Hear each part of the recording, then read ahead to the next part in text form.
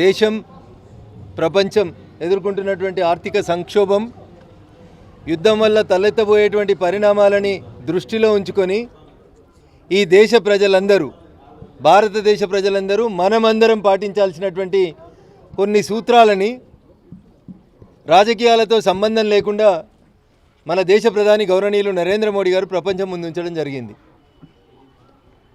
దానికి ఆలోచన లేని వ్యక్తులు, అర్థం కానటువంటి మూర్ఖులు నోటికి వచ్చినటువంటి వ్యాఖ్యానాలు చేయడం అనేది దురదృష్టకరం.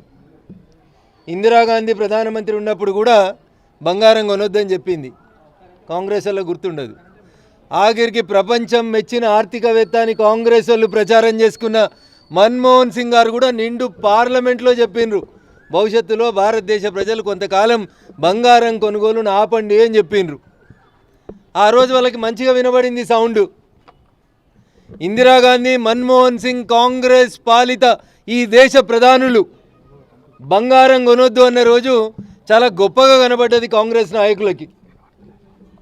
యుద్ధం తీవ్రతను దృష్టిలో ఉంచుకొని లాంగ్ స్టాండింగ్లో యుద్ధం కొనసాగితే మన దేశ ప్రజలకి భవిష్యత్తులో కష్టం రాకూడదని ముందు చూపుతో ప్రజలని అలర్ట్ చేసినటువంటి ప్రధాని గౌరవనీయులు నరేంద్ర మోడీ గారు. స్వాగతించాల్సింది పోయి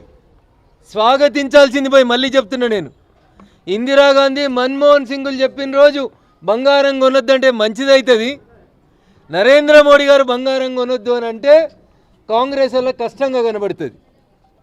అందుకనే దయచేసి ఒకసారి ఆలోచించుకోండి. మోడీ గారు ఎస్ అంటే మనం నో అనాలి, మోడీ గారు నో అంటే మనం ఎస్ అనాలి. దీన్ని మూర్ఖత్వం అంటారు తప్ప రాజకీయం అనరు. దేశ హితం కోసం, జనహితం కోసం, భవిష్యత్తులో ఈ దేశం ఎదుర్కోబోతున్నటువంటి అన్ని రంగాల్లో రాబోతున్నటువంటి ఇబ్బందుల్ని దృష్టిలో పెట్టుకొని ప్రజల్ని పొదుపు మంత్రం వైపు డ్రైవ్ చేసిండ్రు భారత ప్రధాని గౌరవనీయులు నరేంద్ర మోడీ గారు. దాన్ని స్వాగతించాలి, హర్షించాలి. కామన్ మ్యాన్ అర్థం చేసుకుంటున్నాడు, కానీ మనోళ్ళు మాత్రం కాంగ్రెస్ వాళ్ళకి, ప్రతిపక్షాలకు మాత్రం అదేదో నేరంగా కనబడతా ఉంది. మోడీ గారు ఇచ్చిన పిలుపులో భాగంగా మెదక్ పార్లమెంట్ సభ్యుడిగా నేను కూడా ఈ రోజు నుంచి ఈవీ వెహికల్ వాడాలనుకొని నిర్ణయం తీసుకొని దాంట్లో భాగంగానే ఈరోజు హైదరాబాద్ నుంచి సిద్దిపేటకి ఈవీ ఎలక్ట్రికల్ వెహికల్లో ట్రావెల్ చేయడం ప్రారంభించినాం. ప్రజలందరికీ నేను రెండు చేతులు జోడించి వినమ్రపూర్వకంగా చేసేటువంటి అప్పీల్, సిద్దిపేటలో చాలా బంగ్లాలు కనబడుతున్నాయి. దయచేసి ఇంటి యజమానులందరూ కూడా 10 లక్షలు, 20 లక్షలు, 50 లక్షలు, కోటి రూపాయలు పెట్టి బంగ్లాలు కడుతున్నాం, కానీ 2 మెగావాట్ల కరెంటు ప్లేట్లు, సోలార్ ప్లేట్లని బంగ్లా మీద పెట్టుకోమంటే ఎవరు పెట్టుకుంటలేరు. ఇది బాధాకరం. దయచేసి ముందుగా మా భారతీయ జనతా పార్టీ నాయకులందరూ కూడా వెంటనే రేపటి నుంచి భారత ప్రభుత్వం ఇస్తున్నటువంటి సబ్సిడీని ఉపయోగించుకొని మా సిద్దిపేట జర్నలిస్టు మిత్రులు కూడా దేశానికి ఆదర్శంగా నిలబడే, సొంతంగా ఇల్లు ఉన్నటువంటి మా మీడియా మిత్రులందరూ కూడా దయచేసి రేపటి నుంచి మీ ఇళ్ళ మీద సోలార్ ప్లేట్లను పెట్టుకొని కరెంటు జనరేట్ చేసే కార్యక్రమానికి సిద్దిపేట జర్నలిస్టు మిత్రులే శ్రీకారం చుట్టిరని మీరు ముందుకు రావాలని నేను మీ అందరినీ కూడా సవినయంగా విజ్ఞప్తి చేస్తూ, ఇళ్లలో గ్యాస్ స్టవ్లు బంద్ చేసి ఇండక్షన్ స్టవ్లు అని వచ్చినాయి, కరెంటుతో నడిచేటువంటి స్టవ్లు. దయచేసి వాటిని వాడదాం. పెట్రోల్, డీజిల్ వాడకాన్ని తగ్గించి సాధ్యమైనంత వరకు ఎలక్ట్రికల్ వాహనాలు వాడదాం. ఇంటి మీద సోలార్ ప్లేట్లు పెట్టుకుందాం.